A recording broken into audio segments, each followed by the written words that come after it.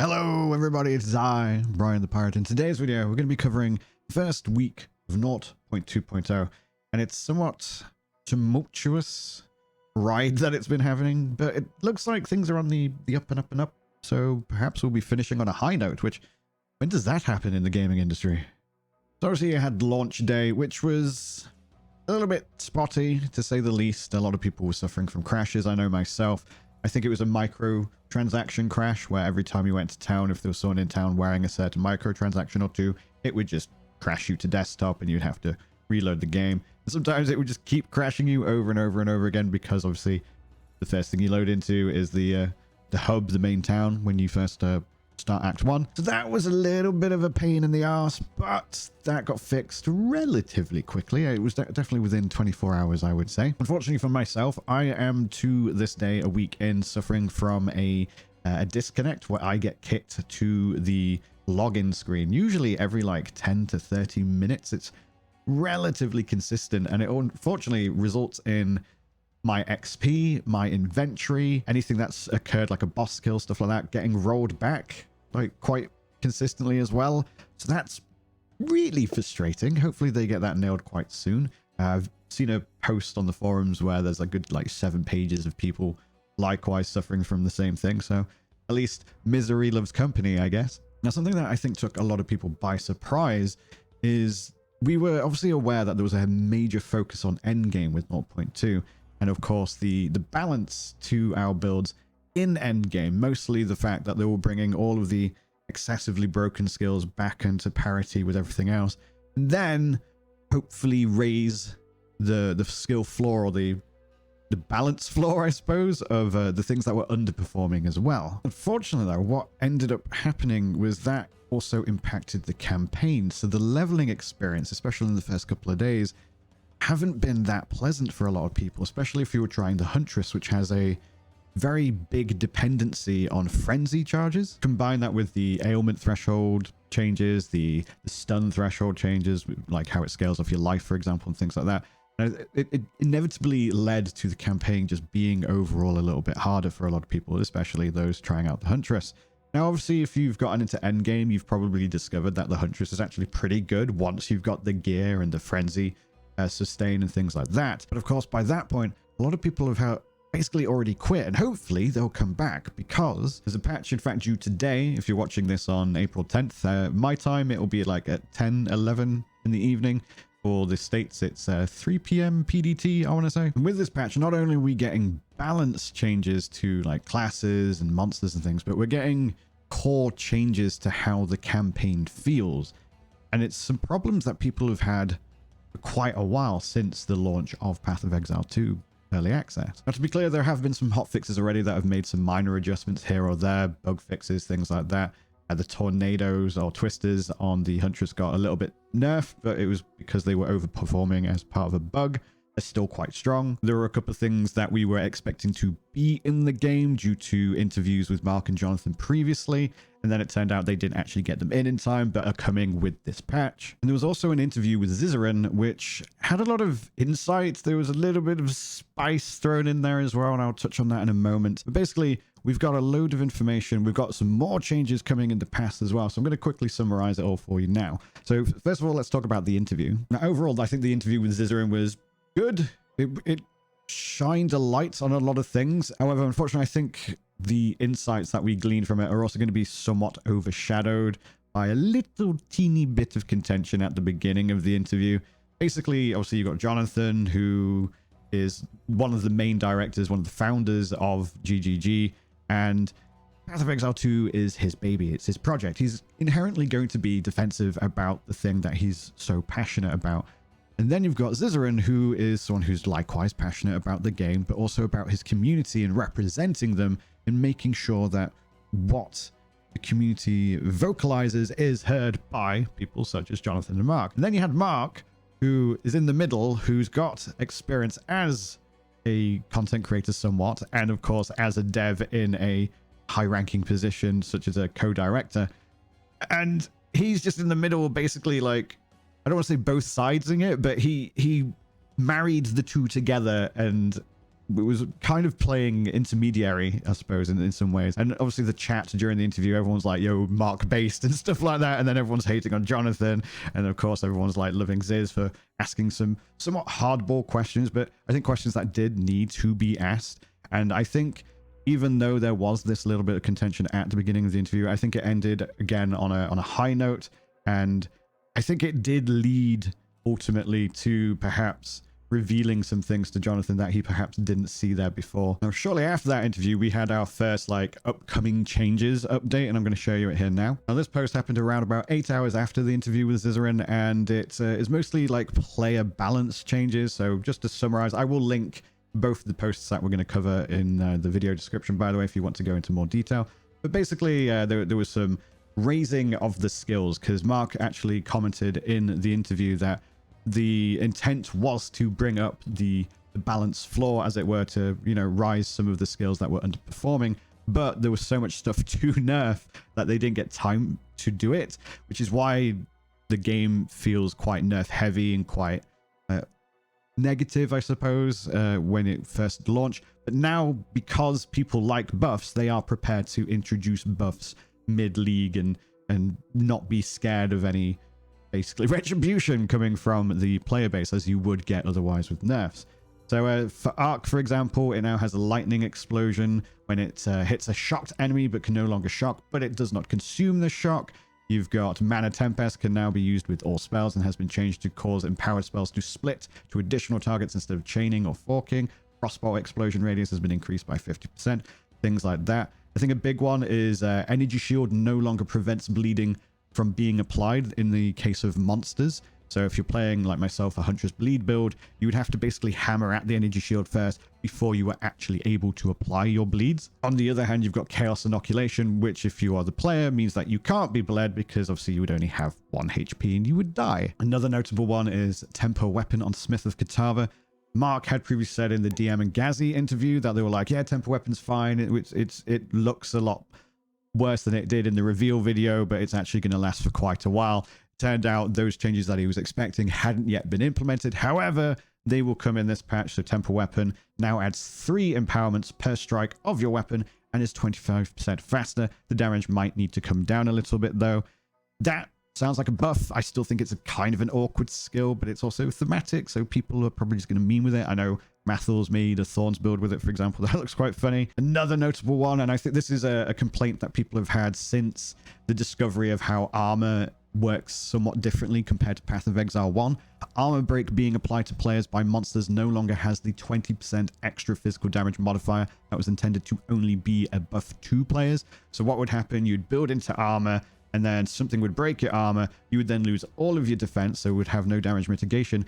And then an additional 20% damage would be applied to you as well, just to really put that salt in the wound. So they've now changed that aspect, that 20% extra damage, only now applies to the monsters when the player breaks armor. Whereas if our armor is broken, it only lasts for 4 seconds now rather than 12, and it doesn't have that extra 20% damage, which is frankly a huge buff, I think, for anyone who does want to invest in armor, which will be people who want to do Thorns, for example. Probably a lot of people playing Smith of Katava, Warrior, etc. They've added a new support gem, mostly for the Huntress. A lot of people were wanting to save their frenzy charges for one particular skill, but combo skills that they were using would then end up consuming it, such as Barrage, for example. So they've now introduced a gem where you can put that as a support to, let's say again, Barrage, which will prevent Barrage from consuming those frenzy charges, so you can then use those frenzy charges for whatever you're going to boost with Barrage, like a throwing spear attack, which pretty much all of them use frenzy charges for one reason or another. Eventually that support skill will have additional damage applied to it based on how many types of charge you have. So if you've got like power, frenzy, and endurance, then you get 4% per each of those types of charges. However, as you can see on screen, that's not ready yet, so it's just going to prevent the consumption of charges by whatever skill you support it with. Delirium now lasts 2.5 times longer, and a big one which I think was impacting a lot of people during the campaign, and this is something that was made known through the interview, because Jonathan was saying that he's never felt socket pressure whilst he's been playing the game, whereas I think myself included and a lot of other players, when leveling up, they aren't able to utilize runes in the way that you would, say, the crafting bench in PoE 1, because there's that extra step of you have to acquire the sockets to put the runes in the first place. So what they've done to ensure that the player gets at least plenty of sockets to utilize with runes is they've added Artificer's Orbs to set locations. So you know how sometimes you can go to a certain chest, like the graveyard where you fight Draven and whatever the ghostly bitch is called. There's that chest that at a gravesite that drops a ring, a guaranteed ring, for example. So you're going to have these like areas you can go to where you can get these guaranteed Artificer's Orbs, which of course will apply a socket to the item of your choice. We'll see in the next announcement that I'll be covering, I believe it's 12 in total that they've added. Another big one, at least for me, is the finding rares in endgame change. So during endgame, a common issue is missing a rare in the corner of the map that you didn't happen to explore. In order to mitigate this issue, we have changed rares to show on the minimap at all times. I think this is particularly big for two reasons. One, I think everyone at some point has ran past a rare monster and had no idea that it was rare in the first place because it didn't have a sparkly enough aura to point out that it was a rare, because they don't want to do the blue and yellow like glow that they've done in PoE 1 because it looks tacky, which I agree, it does.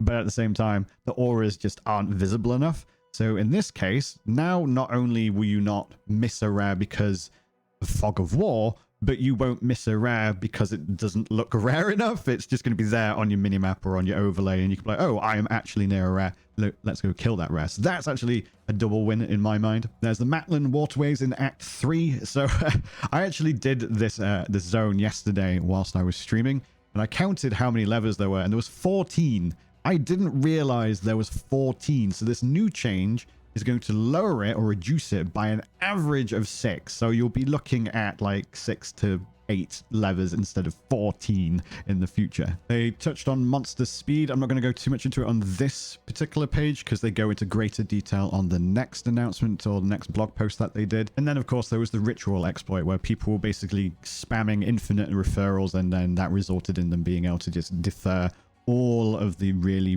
beefy loot.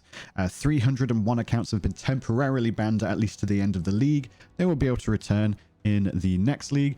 I think that's pretty fair, because you could argue that it's early access and you're supposed to find bugs, but at the same time, some people were probably taking the piss a bit and definitely just exploiting for the sake of exploiting. So being banned for the league, I think, is more than adequate, and they've likewise said that it hasn't affected the economy that much either, which is good. So that was the first blog post. A lot of people came away from that pretty stoked. They are clearly hearing the problems that we're having with the campaign and with balance and things like that.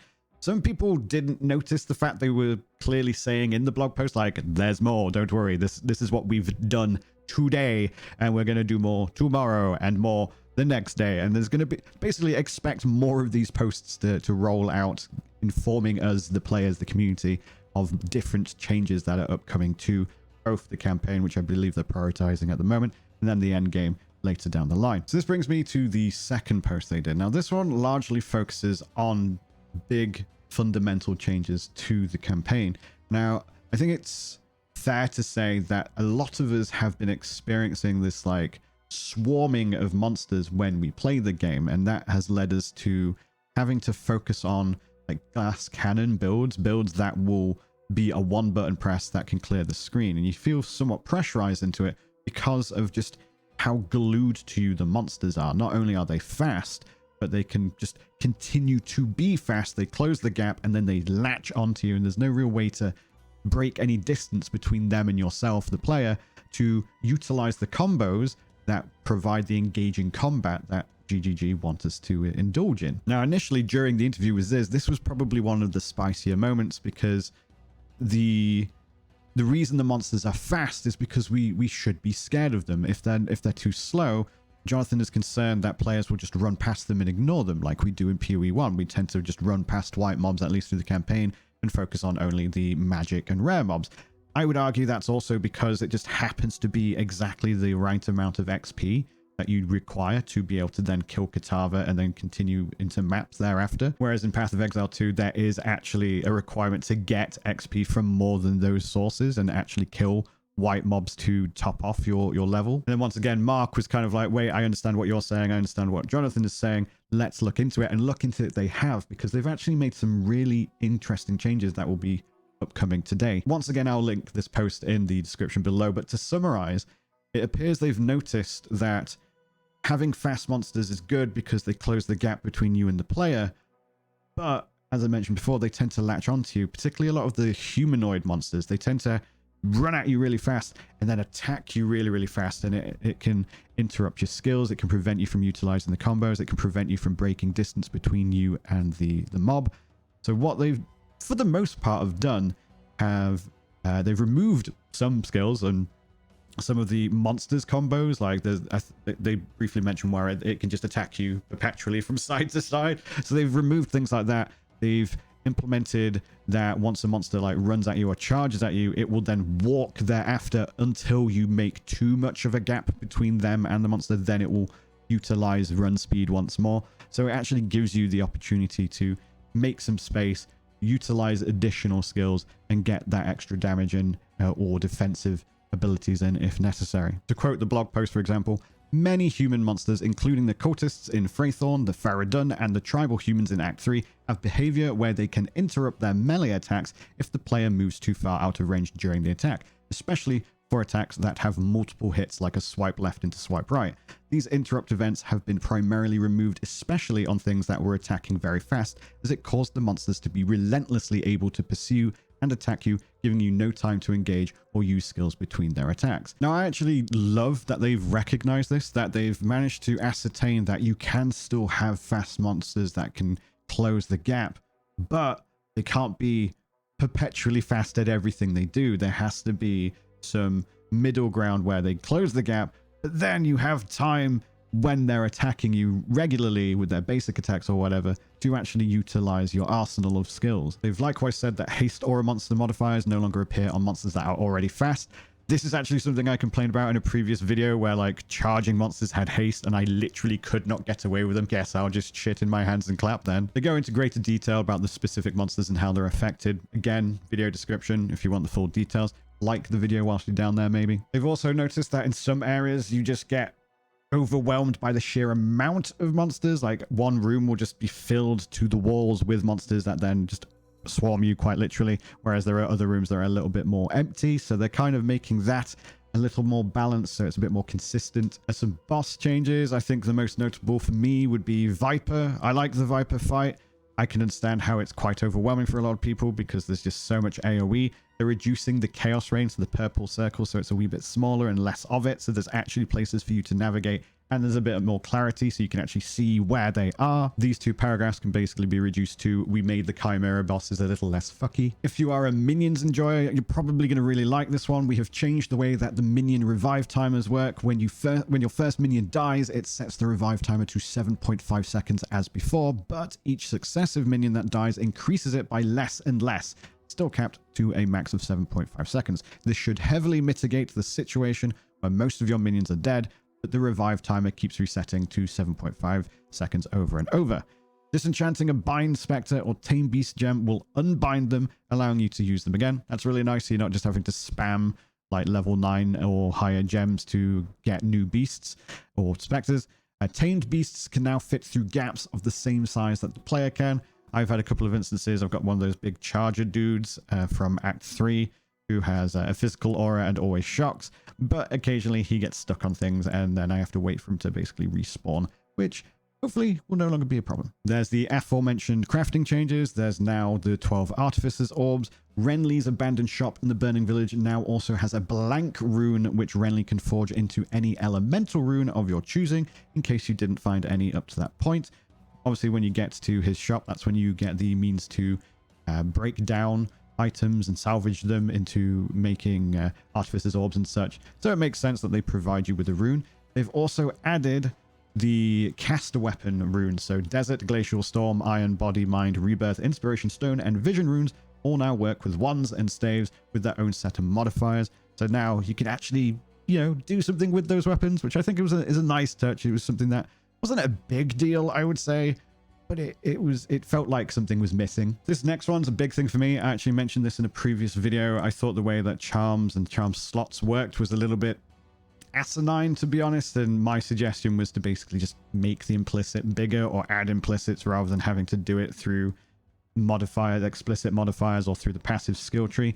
So the changes they made for charms are, first, the changes to charm slots. Charm slots on belts are now granted by implicit mods that are added to belts depending on the level of the area that dropped them. The number of slots is random up to a cap depending on how high level that belt is. You can use a divine orb to reroll the number of slots. Belts have 1 charm slot until level 32, up to 2 until level 64, and up to 3 from level 65 onwards. Unique belts can always have up to 3 charm slots. For now, unique belts with mods that increase the number of charms will still be kept to 3. Later on, we will remove the cap.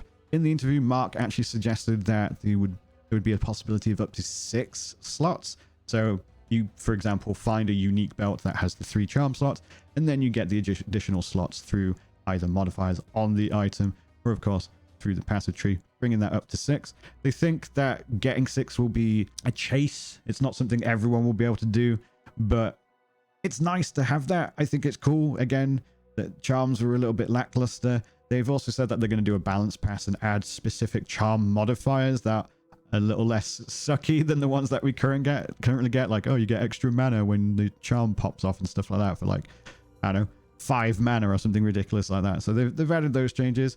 This is kind of a temporary thing until we get the actual, like, dedicated stash tabs, but they're adding affinities to regular stash tabs. So, for example, if you wanted to put Soctables, you can have a Soctable affinity on your quad tab or whatever premium tabs you've got, and then that way it becomes your Soctables tab. Until, of course, they add it to, I think they said maybe the Fragments tab was where they're going to put Soctables, but don't, take my word on that. I'm still trying to remember things from yesterday. And lastly, and I think this is going to be a big one for most people, the Atlas bookmarks. We have added the ability to bookmark locations on your Atlas to find them easily later. Right-clicking a node will allow you to create a bookmark by picking an icon and optionally adding a label you can type in. You can have up to 16 bookmarks at a time. They will appear as icons around the outside of the screen with a direction, allowing you to scroll to them easily, or you can click on them to instantly take you there. You can also view a list of bookmarks under the legend and click them to go there. That's huge. Navigating through the Atlas and having to perpetually scroll things and find it and like all of that shenanigans, massive pain in the backside. This will certainly alleviate that. This is not the only thing they're doing. So before you're like, wait, we need more than this, just note that this is one quality of life improvement they're making to the Atlas system, and there will surely be many more to come throughout the time of early access. And I think that's something that I want to touch on. I think there's a little bit of a disparity of player sentiment and the dev sentiment. Of the devs are obviously keenly aware they are in early access and they are treating the game as early access, which means that they are giving themselves room to make mistakes, to learn from those mistakes, and then adjust based on what feedback they get from those mistakes. Whereas I feel like the player base, despite the fact that they know they have paid for an early access game, and this isn't limited to Path of Exile 2, this is pretty much the case with every early access game, but players forget the game is in early access, and sometimes they don't forget, and sometimes they just don't care. And because of that, I think that brews this negative sentiment and kind of pits the players against the devs when really there's no reason for that. I think with GGG, and obviously I can't speak for everyone, but I think I can speak for most of the community in this instance. I think most people understand and have seen the precedent set by GGG that yes, they do of course make mistakes. They're human. That's what humans do. But they almost always make up for it or turn things around or learn from those mistakes. And I just hope that this becomes another example of where they've done that, where they've gone, this is what we've tried. Things didn't quite go exactly how we wanted, but look what we're doing to make it better, and better it looks like the game will be. So hopefully moving forward, people will just give them a little bit more room to breathe and actually be like, you know what, we don't like this. This is why. Please change it, make it better, GGG. Thanks very much. And then, of course, obviously, in response to that, GGG will implement those improvements. Overall, I'm very happy with the changes. I'm looking forward to seeing what GGG can cook. I anticipate there will be more things that we come across where I'm like, oh, no, I don't like that. Change it back. Hopefully, they fix the crashes that people are experiencing. Hopefully, we'll get some more in-game content towards endgame. The campaigns get smoothed out, the zones get smaller. That's another thing they're doing, by the way. They're getting rid of like needless dead ends from stuff that was going to be implemented but then didn't get implemented. And I am of the mindset that I'm liking the vast majority of my experience with Path of Exile 2, and I'm going to put my faith in GGG to, by the time 1.0 rolls around, which might be December, it might be March. There's kind of stuff up in the air about that, but hopefully in around about a year's time, we'll get to 1.1, and I think the game is going to be in an extraordinary state, and I think wholeheartedly, I believe that Path of Exile 2 is probably going to be one of, if not the best action RPG out there, and I can't wait for that moment. I think it's going to be a great time, and I look forward to experiencing this early access journey with them. Perhaps, though, you think I'm insane and I'm completely wrong and everything is doom and gloom. If you do believe that, explain to me why in the comments below. Whilst you're down there, maybe subscribe if you're not already, and like the video, because it really does genuinely help with the algorithm gods. I also stream on twitch.tv/Brian the Pirate, where you can ask me questions or just hang out, drink tea, eat biscuits, all of that shenanigans as well. All that and more, again, video description down below. But otherwise, once again, thank you all very much for watching. Farewell, I'll remember you.